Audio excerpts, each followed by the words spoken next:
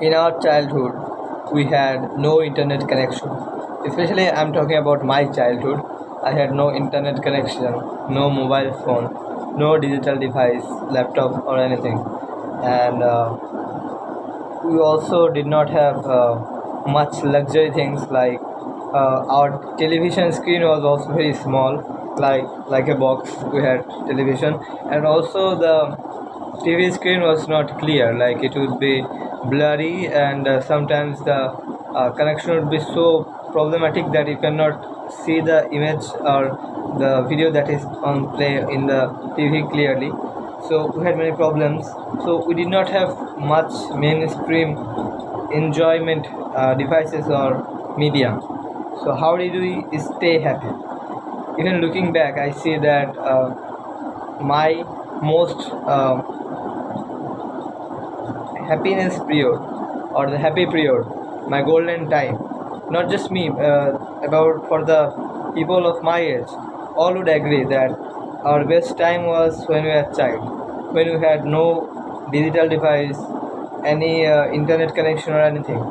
So how did we manage to be so happy, whereas right now we have everything in our hand, but still we're struggling in terms of mental health, happiness. So many things have changed, but one of the main things that has changed is we now live in a time of luxury and comfort. Like if we want to know a new information, then we don't have to struggle for the new information. We just get it just by the search of Google. And also we're getting so much like stimulation. In our childhood, we used to have real interaction with people. So we had to really focus on our communication skill, build up connection with people. But nowadays the connection is totally fake. We don't interact with the real people. We just interact with people through the digital devices, and the connection is just vague and empty. And there are many negative emotions on play, like jealousy and other things, which I don't have to say. And also, as we did not have access to those dopamine dopamine givers. So we used to go outside to play.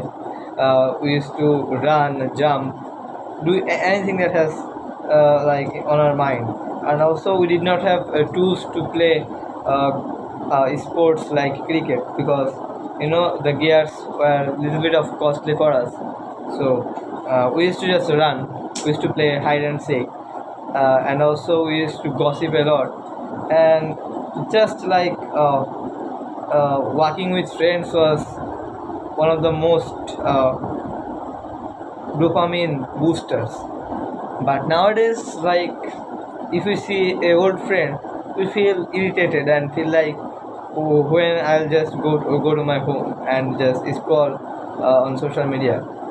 So even though we are getting more dopamine, but we are getting more sad, because the more we get dopamine, the more we crave for it, and when we don't consume that, we feel empty. So that's the main root cause of our problem right now in terms of mental health and happiness. So I don't like to scroll shorts or use TikTok. I've even never downloaded TikTok in my life, and I don't even like to spend my time on social media. I don't even upload anything. I don't even comment on any people's posts. I don't even see posts. But sometimes I just sleep, and much of my valuable time gets sucked by those platforms. And I will not blame myself for my self-control. It's because the algorithm or the things are built in a way to make me hooked with those sites, and I cannot even ignore it, because there are some good reasons that I have to keep them. Because in YouTube I have some great channels which I use for learning different stuffs, and also in social media I follow my college Facebook page, which give me some new updates that I get. So that's why I cannot leave it completely. And also self control is not strong enough to ignore the social media completely. but I think I'll go on a dopamine fasting from now on, at least till the next week. I guess if I just do it for 1 week, then my dopamine level will just get to the baseline, and doing hard things will give me dopamines, and I think the quality of life will be significantly improved. A few weeks back when I went on complete ghost mode, I was just grinding in my academics. So I did not have much free time, and I was totally out of any comfort activities or dopamine related activities, and that's why my dopamine really shifted in a way that I was getting joy even by studying, and I was also not engaged in jerking off or seeing any stimulating content. So I know the real benefits of dopamine fasting. So that's why I'm again going on a dopamine fasting. But here's a catch: like if I just go on a dopamine fasting and after 7 days I just start consuming those stimulating things again, then the 7 days will be for nothing and will be just completely wasted and go to vain. So that's why I have to make some rules. Rules like after I finish my dopamine fasting session, which is gonna last 1 week, then I'll make some conditionals like as my self control will be stronger, I'll make sure that I don't use my phone as a period where my focus is needed. Like for example, when I wake up, the first few hours is very important, where I really should be working on my goal, learn new stuff. So those time is just completely forbidden to touch the phone. And even before going to sleep, I cannot even touch the phone, because if I touch the phone before even 30 minutes of sleep, I don't sleep that night. So I guess if I can avoid using phone on those important time zones, then I guess my dopamine fasting will have a real impact in on me. So yes, I am starting my dopamine fasting again, and this time I should be really doing it, because I was doing the right things, everything I was supposed to do, everything I knew I should have done. I really did that, but ever since I have fallen sick, I'm now not sick, but few days of falling sick just got me off the track, and I'm sort of distracted right now. So that's why I have to get back to the track again, get back to my course, and that's why I'm focusing on doing this. But knowing myself, I may do things correctly for 2 or 3 days, but after that I may sleep again. So I'll just make another few rules so that I don't sleep up. The first rule is, every day when I make videos, I'll mention about this dopamine fasting period, so that I have this sense of accountability. And also another thing I would do is, I forgot what I was going to say.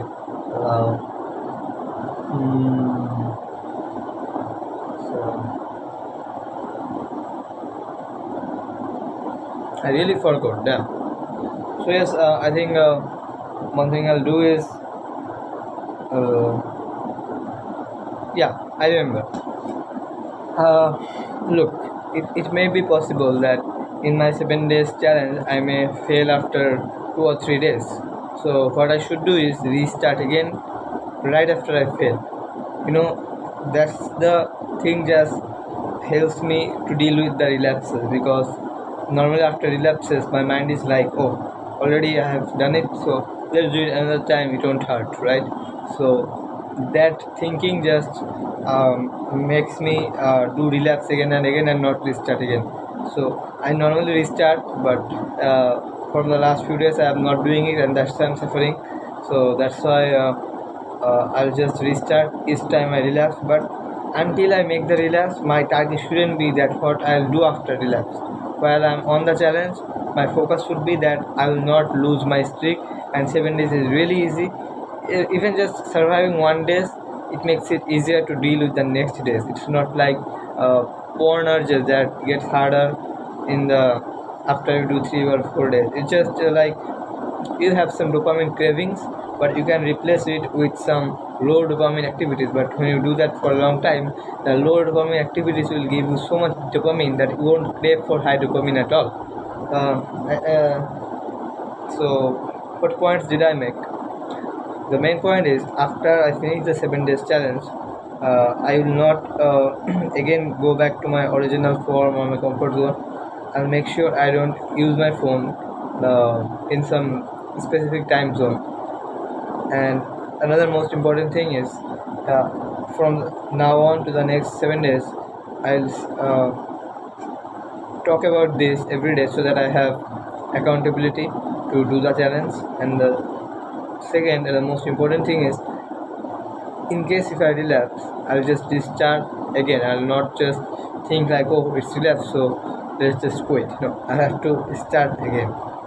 Alright, I guess that's alright. I'm done here today. So I'll see you tomorrow with another video. My electricity is not here, so maybe I will not be upload the video right now. And as a storm happened 1 hour ago, and the location we are in, the electricity line is really poor, and I'm afraid that tonight maybe electricity will not come, so that's why I may not be able to upload the video today.